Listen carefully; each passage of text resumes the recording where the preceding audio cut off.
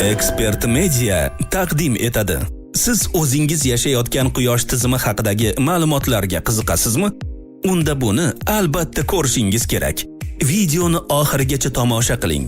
Bizni qo'llab-quvvatlash uchun kanalga obuna bo'ling. Like bosing. O'z fikr va mulohazalaringizni yozib qoldiring. Yodda tuting, bu kanal rivojida muhim ahamiyatga ega. Qadimiy quyosh tizimida aslida hali to'liq o'rganilmagan juda ko'p hodisalar bor.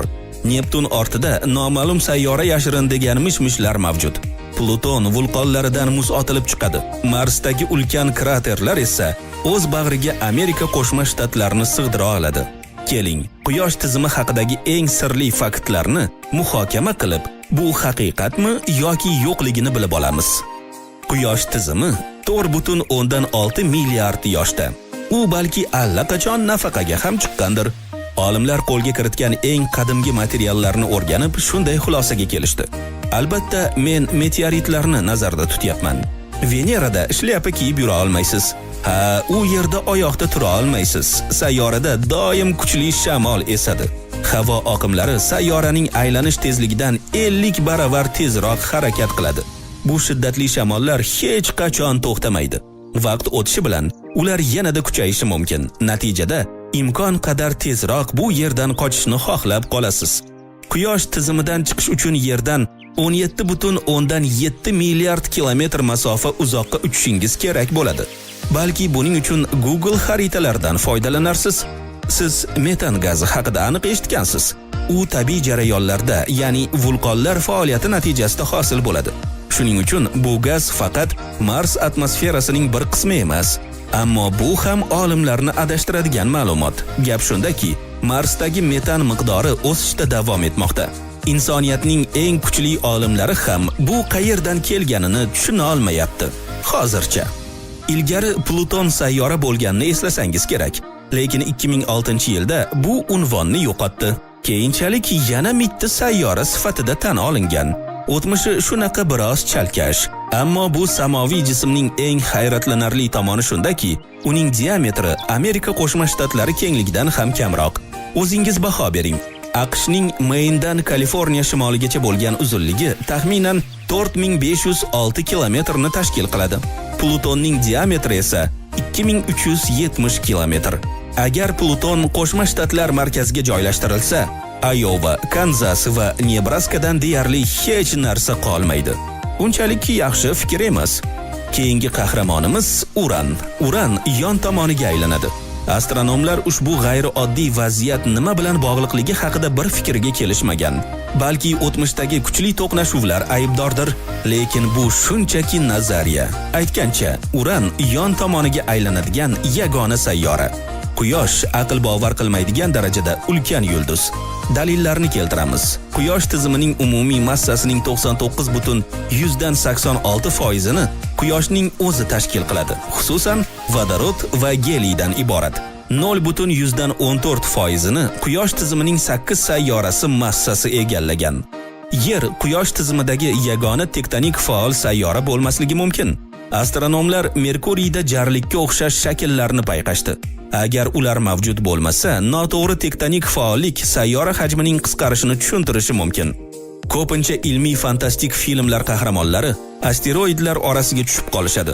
U yerda ular samoviy kemalarini halokatdan asrash uchun tahdid solayotgan son-sanoqsiz jismlardan qochishlari kerak bo'ladi. Hafsalangizni pir qilayotganim uchun uzr, lekin bu shunchaki o'ylab topilgan narsa. Astronomlarga ma'lum bo'lgan yagona asteroid kamari Mars va Yupiter o'rtasida joylashgan. Bu hududda minglab asteroidlar mavjud, lekin ular orasidagi masofa juda katta. Shu sababli ham to'qnashuv ehtimoli deyarli 0 ga teng.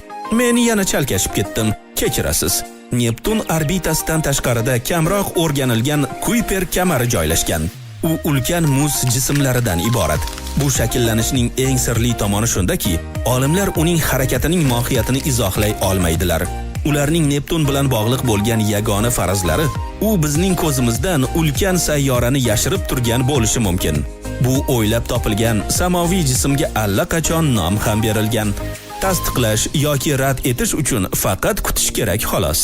Yerdagi vulqonlar Pluton vulqonlaridan farq qiladi. Muz va olov kabi hech bir mubolag'asiz aynan shunday.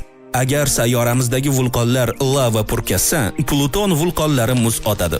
Muzlagan suv kengayadi, bosim ko'tariladi, muz otilib chiqadi va kriyo vulqonlar paydo bo'ladi. Saturnning yo'ldoshlaridan biri Yapet o'ziga xos ko'rinishga ega. U ikki rangdan iborat. Uning teng yarmi yorug', qolgan qismi esa dahshatli zulmat qo'ynida. Olimlar haligacha bu topishmoqqa javob topisha olmagan. Pluton, aniqrog'i uning atmosferasi haqida yana bir qiziq fakt. Birinchidan, u mitti sayyora yuzasidan, masalan, Yer atmosferasiga qaraganda ancha balandroqda joylashgan. Bundan tashqari, Pluton atmosferasi 20 dan ortiq qatlamlardan iborat. Ularning har biri juda zich va sovuq. Biz Quyosh ichida yashaymiz. Yo'q, biz albatta bizdan 150 million kilometr uzoqlikda joylashgan qaynoq doiraning aholisi emasmiz. Gap shundaki, Quyosh atmosferasi uning ko'rinadigan chegaralaridan tashqariga chiqadi. Bizning sayyoramiz uning ichida joylashgan. Shu tarzda Quyosh qutb yog'dusi kabi g'ayrioddiy hodisani keltirib chiqaradi.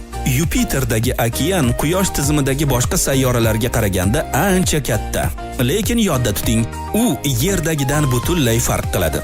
Yupiterdagi okean suvdan emas, vodoroddan iborat. Uning chuqurligi 40 ming kilometr. Bu deyarli Yerning aylanasiga teng. Quyosh atmosferasi uning yuzasiga qaraganda kengroq joy egallagan. Yulduz yuzasidagi harorat 5,5 ming daraja Selsiyaga yetadi. Atmosferaning yuqori qatlamlari esa bir necha million darajagacha qiziydi.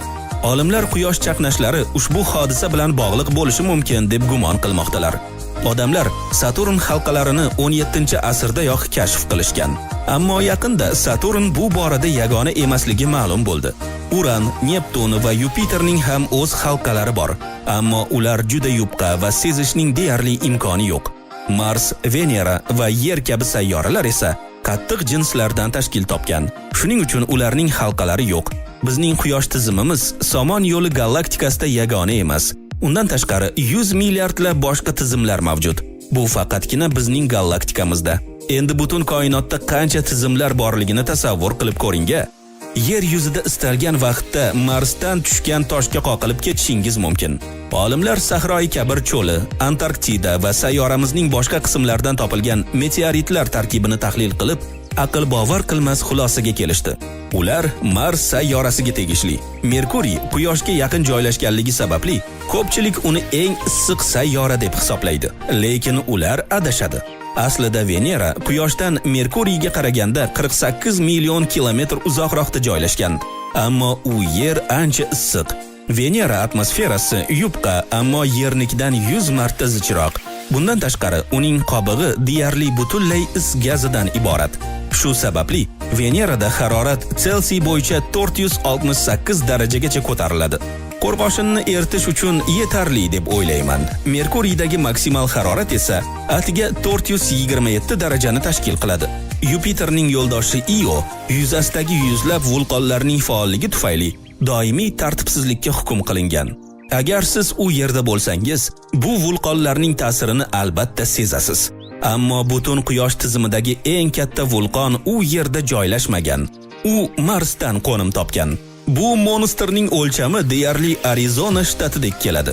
Balandligi esa Everest bilan bir xil. Qanday qilib u shunday hajmga erishishga muvaffaq bo'ldi?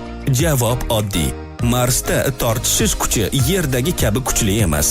Hatto eng kichik samoviy jismlar ham o'z yo'ldoshiga ega bo'lishi mumkin. U ko'rinadigan darajada bo'lishi shart emas. 1993-yilda Galileo kosmik kemasi diametri taxminan 32 kilometr bo'lgan kichik asteroidni kashf qildi. Uning diametri 1,5 kilometrga yaqin bo'lgan yo'ldoshi ham bor edi. Shundan beri astronomlar Quyosh tizimidagi eng kichik sayyoralar atrofida aylanib yurgan jismlar massasini aniqlay boshladi. Marsdagi Mariner vodiysi AQShdagi Grand Canyondan 10 baravar katta. Olimlarni Marsning tektonik jihatdan faol sayyora emasligi hayratda qoldirdi. Yupiter yuzasida buyuk qizil nuqta deb nomlanuvchi hayratlanarli hudud mavjud. Astronomlar bunga sayyorada asrlar davomida davom etayotgan bo'ron sababchi ekanligini aniqladilar. Ammo 20 yil oldin olimlar hududning qisqara boshlaganini tushunishdi. Bugungi kunda bu avvalgidan 2 barobar kichik hajmga ega. Lekin dog' hali ham Yerdan 1,5 barobar katta. Siz quyosh tizimi haqidagi boshqa qiziq faktlarni bilasizmi? Ularni sharhlarda yozib qoldiring. Agar siz bugun yangi ma'lumotlarni eshitgan bo'lsangiz, ushbu videoga like bosing va do'stlaringizga ulashing. Ekspert mediadan uzoqlashmang. Biz siz uchun maxsus yana ko'plab videolarni tayyorlaganmiz. Faqat birontasini tanlang, ustiga bosing va zavqlanishda davom eting. Tomosha qilganingiz uchun tashakkur.